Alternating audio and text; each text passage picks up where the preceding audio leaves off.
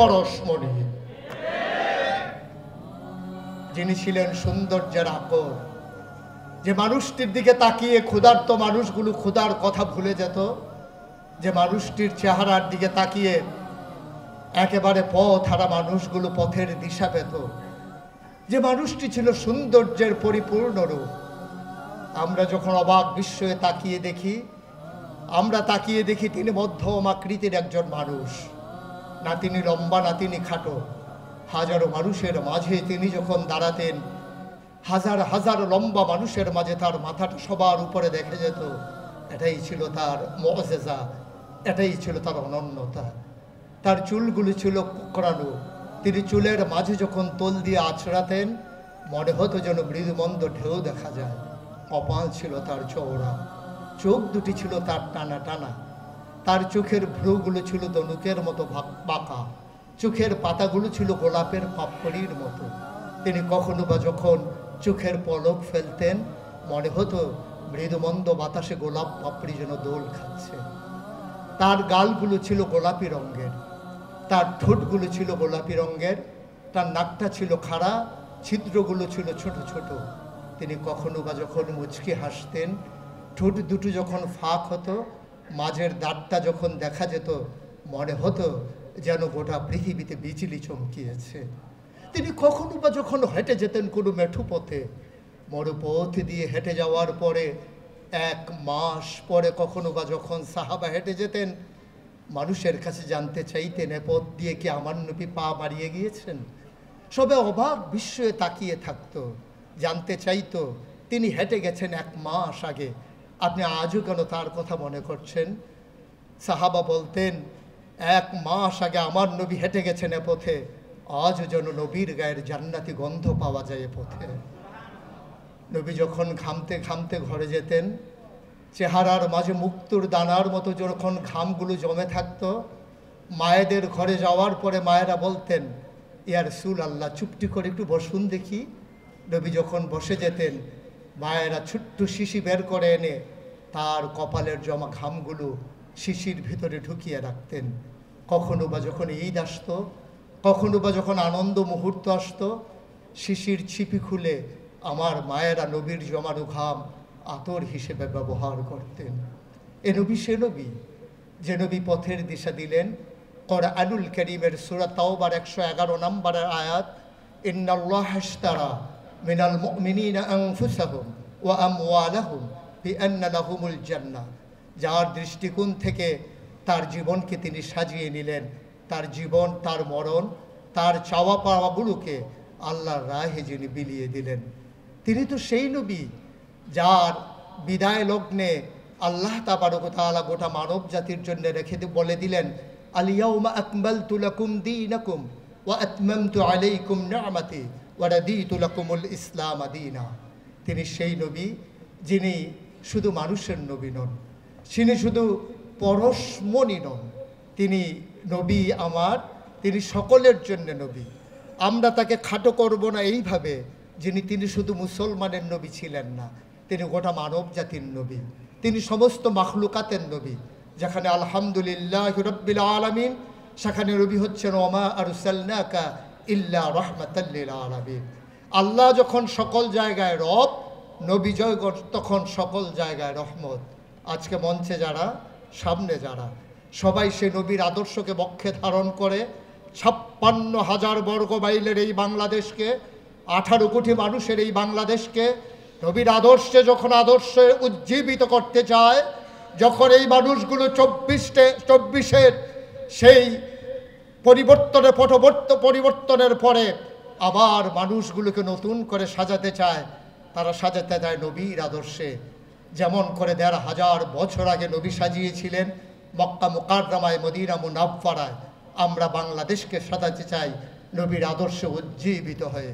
আসুন সবাই মিলে আমাদের ধারণা হোক, আমাদের চিন্তা হোক, আমার চেতনা সারিত হোক, আমরা উজ্জীবিত কণ্ঠে সবাই মিলে চিৎকার করে জানিয়ে দেই, নবীর আদর্শের বাইরে কোনো আদর্শ বাংলার মুসলমান মেনে নেবে না, নিতে পারে না।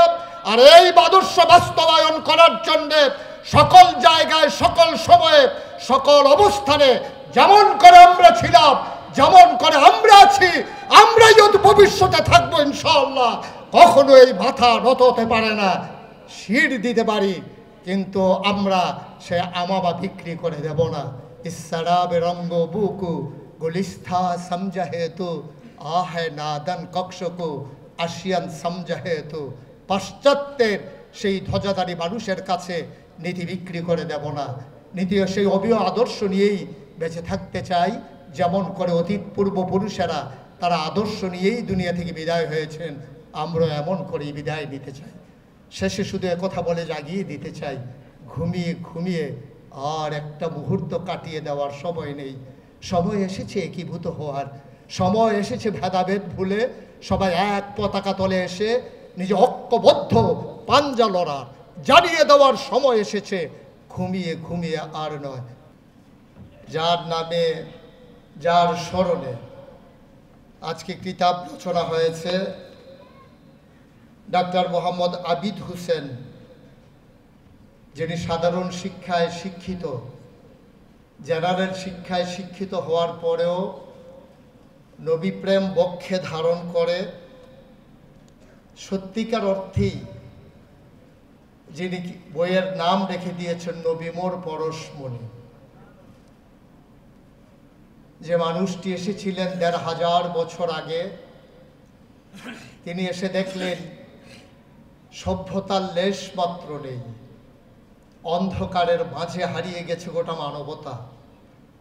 যেখানে নারীর ইজ্জত নেই, নারীর সম্মান নেই, নারীর অধিকার নেই, যেখানে মানুষে মানুষে ভেদাভেদ কালোয় আর ধোলয়, যেখানে মানুষে মানুষে ভেদাভেদ মালিক আর কর্মচারীর মাঝে, যেখানে গোষ্ঠী প্রথা প্রবল, যে মানুষগুলো রাস্তার মোড়ে দাঁড়িয়ে থাকতো লাঠিসোঁটা নিয়ে মানুষের সম্পদ লুণ্ঠন করার জন্যে, তিনি আসলেন, পথের দিশা দিলেন।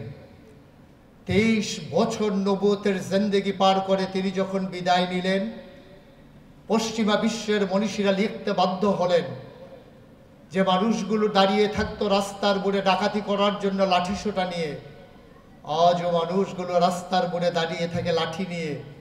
আগে দাঁড়িয়ে থাকতো ডাকাতি করার জন্যে, এখন দাঁড়িয়ে থাকে কেউ ডাকাতি করে কিনা পাহারা দেওয়ার জন্য। এ আমূল পরিবর্তন ঘটিয়ে দিলেন যে মানুষটি। আল্লাহ তাবারক ওয়া তাআলা 23 বছরের হায়াতে জিন্দেগিতে যে কোরআনকে নাজিল করে দিলেন, কোরআনুল কারীমের এমন একটা আদেশ নাই যেটা আমার নবীর জীবনে নাই। কোরআনের এমন একটা নিষেধ নাই যেটা আমার নবীজি ছেড়ে দেন নাই। তার সুরত, তার সিরত, তার চরিত্র এবং তার নমুনা ছিল অপূর্ব এক সমন্বয়, যেন সোনার মাঝে সোহাগা। তিনি দেখতে যেমন ছিলেন, তার চরিত্র ছিল তেমন উত্তম, এবং সকল মানুষের জন্য তার চরিত্র ছিল আদর্শ, আজও আছে। সম্মানিত উপস্থিতি, ১৫০০ বছর আগে যে মানুষটি এমন সুন্দর করে মাত্র 23 বছরের ব্যবধানে গোটা পৃথিবীকে বদলে দিলেন, দেখিয়ে দিলেন, চিনিয়ে দিলেন, জানিয়ে দিলেন। আজও আমরা দেখি এই ভূখণ্ড বাংলাদেশে 1947 সালের 14ই আগস্ট, সেই 17 সালের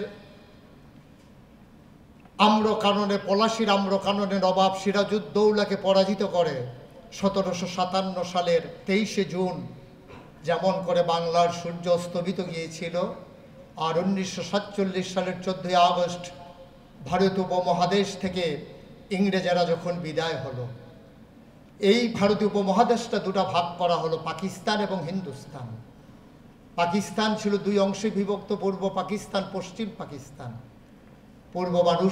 পূর্ব পাকিস্তানের মানুষগুলো ছিল বঞ্চিত, তারা সকল দিক থেকে ছিল বঞ্চনার শিকার। 23 বছর বঞ্চনার স্বীকারোক্তি দিয়ে 1971 সালে তারা যখন সেই স্বাধীনতার ডাকে, মহান স্বাধীনতার ঘোষণার মাধ্যমে রক্তক্ষয়ী এক সংঘর্ষে জড়িয়ে পড়ল, অসম যুদ্ধে, মাত্র 9 মাসের ব্যবধানে প্রাণের বিনিময়ে, মায়ের ইজ্জত আবরুর বিনিময়ে পৃথিবীর মানচিত্রে নতুন করে একটি দেশের নাম জায়গা করে নিল, দেশের নাম বাংলাদেশ।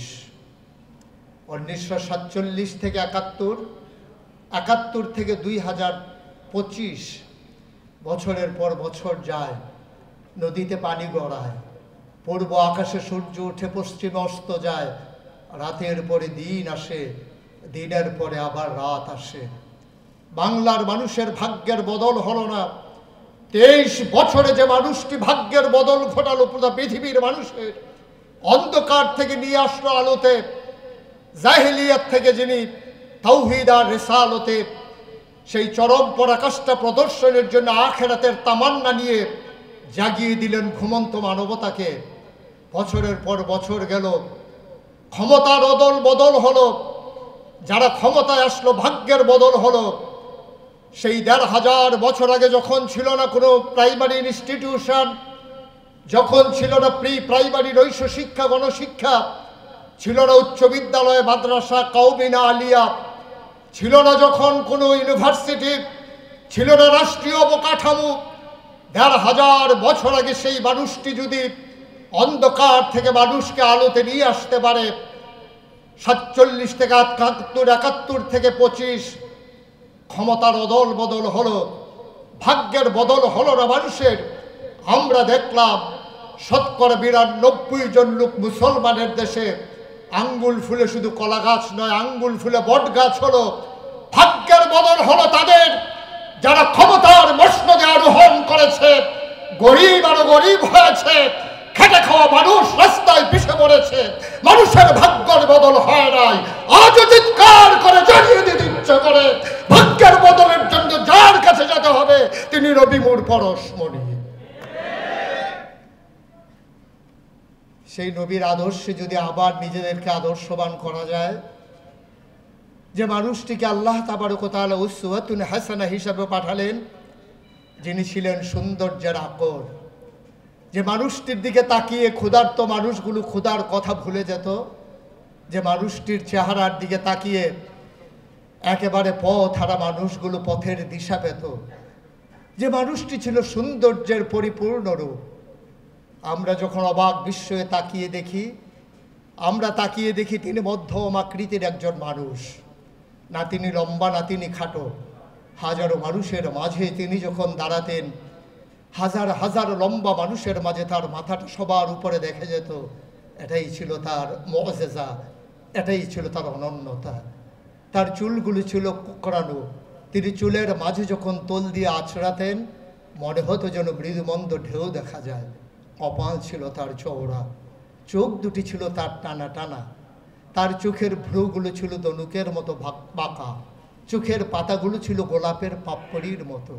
তিনি কখনো বা যখন চোখের পলক ফেলতেন, মনে হতো মৃদুমন্দ বাতাসে গোলাপ পাপড়ি যেন দোল খাচ্ছে। তার গালগুলো ছিল গোলাপি রঙের, তার ঠোঁটগুলো ছিল গোলাপি রঙের, তার নাকটা ছিল খাড়া, ছিদ্রগুলো ছিল ছোট ছোট। তিনি কখনো বা যখন মুচকি হাসতেন, ঠোঁট দুটো যখন ফাঁক হতো, মাঝের দাঁতটা যখন দেখা যেত, মনে হতো যেন গোটা পৃথিবীতে বিজলি চমকিয়েছে। তিনি কখনো বা যখন হেঁটে যেতেন কোনো মেঠু পথে, মরুপথ দিয়ে হেঁটে যাওয়ার পরে 1 মাস পরে কখনো বা যখন সাহাবা হেঁটে যেতেন, মানুষের কাছে জানতে চাইতেন, এ পথ দিয়ে কি আমার নবী পা বাড়িয়ে গিয়েছেন? সবে অবাক বিস্ময়ে তাকিয়ে থাকতো, জানতে চাইতো তিনি হেঁটে গেছেন 1 মাস আগে, আপনি আজও কেন তার কথা মনে করছেন? সাহাবা বলতেন, 1 মাস আগে আমার নবী হেঁটে গেছেন এ পথে, আজও যেন নবীর গায়ের জান্নাতি গন্ধ পাওয়া যায় এ পথে। নবী যখন ঘামতে ঘামতে ঘরে যেতেন, চেহারার মাঝে মুক্তোর দানার মতো যখন ঘামগুলো জমে থাকতো, মায়েদের ঘরে যাওয়ার পরে মায়েরা বলতেন, ইয়া রাসূলুল্লাহ চুপটি করে একটু বসুন দেখি। নবী যখন বসে যেতেন, মায়েরা ছোট্ট শিশি বের করে এনে তার কপালের জমা ঘামগুলো শিশির ভিতরে ঢুকিয়ে রাখতেন। কখনো বা যখন ঈদ আসতো, কখনো বা যখন আনন্দ মুহূর্ত আসতো, শিশির ছিপি খুলে আমার মায়েরা নবীর জমানো ঘাম আতর হিসেবে ব্যবহার করতেন। এ নবী সে নবী, যে নবী পথের দিশা দিলেন, কোরআনুল কারীমের সূরা তাওবার 111 নম্বরের আয়াত, ইন্নাল্লাহা ইশতারা মিনাল মুমিনিনা আনফুসাহুম ওয়া আমওয়ালাহুম বিআন্না লাহুমুল জান্নাহ। যার দৃষ্টিকোণ থেকে তার জীবনকে তিনি সাজিয়ে নিলেন, তার জীবন, তার মরণ, তার চাওয়া পাওয়াগুলোকে আল্লাহর রাহে যিনি বিলিয়ে দিলেন, তিনি তো সেই নবী যার বিদায় লগ্নে আল্লাহ তাবারক ওয়া তাআলা গোটা মানব জাতির জন্য রেখে বলে দিলেন, আল ইয়াউমা আকমালতু লাকুম দীনাকুম ওয়া আতমামতু আলাইকুম নি'মাতি ওয়া রাদিতু লাকুমুল ইসলাম দীনা। তিনি সেই নবী যিনি শুধু মানুষের নবী নন, তিনি শুধু পরশমণি নন, তিনি নবী আমার, তিনি সকলের জন্য নবী। আমরা তাকে খাটো করব না এইভাবে যিনি তিনি শুধু মুসলমানের নবী ছিলেন না, তিনি গোটা মানব জাতির নবী, তিনি সমস্ত মাখলুকাতের নবী। যেখানে আলহামদুলিল্লাহ রাব্বিল আলামিন, সেখানে নবী হচ্ছেন ওমা আরসালনাকা ইল্লা রাহমাতাল লিল আলামিন। আল্লাহ যখন সকল জায়গায় রব, নবী জয়গণ তখন সকল জায়গায় রহমত। আজকে মঞ্চে যারা, সামনে যারা, সবাই সে নবীর আদর্শকে বক্ষে ধারণ করে 56,000 বর্গ মাইলের এই বাংলাদেশকে, 18 কোটি মানুষের এই বাংলাদেশকে নবীর আদর্শে যখন আদর্শে উজ্জীবিত করতে চায়, যখন এই মানুষগুলো 24-এর সেই পরিবর্তনের পরে আবার মানুষগুলোকে নতুন করে সাজাতে চায়, তারা সাজাতে চায় নবীর আদর্শে। যেমন করে 1,500 বছর আগে নবী সাজিয়েছিলেন মক্কা মুকাররমায়, মদিনা মুনাফফারায়, আমরা বাংলাদেশকে সাজাতে চাই নবীর আদর্শে উজ্জীবিত হয়ে। আসুন সবাই মিলে আমাদের ধারণা হোক, আমাদের চিন্তা হোক, আমার চেতনা সারিত হোক, আমরা উজ্জীবিত কণ্ঠে সবাই মিলে চিৎকার করে জানিয়ে দেই, নবীর আদর্শের বাইরে কোনো আদর্শ বাংলার মুসলমান মেনে নেবে না, নিতে পারে না। আর এই আদর্শ বাস্তবায়ন করার জন্যে সকল জায়গায়, সকল সময়ে, সকল অবস্থানে যেমন করে আমরা ছিলাম, যেমন করে আমরা আছি, আমরাই অতি ভবিষ্যতে থাকবো ইনশাআল্লাহ। কখনো এই মাথা নত হতে পারে না, শির দিতে পারি, কিন্তু আমরা সে আমাবা বিক্রি করে দেব না। ইসরাবে রঙ্গ বুকু গুলিস্থা সমঝে তো আহে নাদন কক্ষকু আসিয়ান সমঝে তো। পাশ্চাত্যের সেই ধ্বজাধারী মানুষের কাছে নীতি বিক্রি করে দেব না, নীতি সেই অবিয় আদর্শ নিয়েই বেঁচে থাকতে চাই। যেমন করে অতীত পূর্বপুরুষেরা তারা আদর্শ নিয়েই দুনিয়া থেকে বিদায় হয়েছেন, আমরা এমন করেই বিদায় নিতে চাই। শেষে শুধু একথা বলে জাগিয়ে দিতে চাই, ঘুমিয়ে ঘুমিয়ে আর একটা মুহূর্ত কাটিয়ে দেওয়ার সময় নেই। সময় এসেছে একীভূত হওয়ার, সময় এসেছে ভেদাভেদ ভুলে সবাই এক পতাকা তলে এসে নিজে ঐক্যবদ্ধ পাঞ্জা লড়ার, জানিয়ে দেওয়ার সময় এসেছে। ঘুমিয়ে ঘুমিয়ে আর নয়। কবি ফররুখ যেমন করে জানিয়েছিলেন, কত যে আধার পর্দা পাড়ায় ভোর হলো জানি না তা, আর করে জানিয়ে দিতে হবে আমরা ছিলাম, আমরা আছি, আমরাই থাকবো ইনশাআল্লাহ।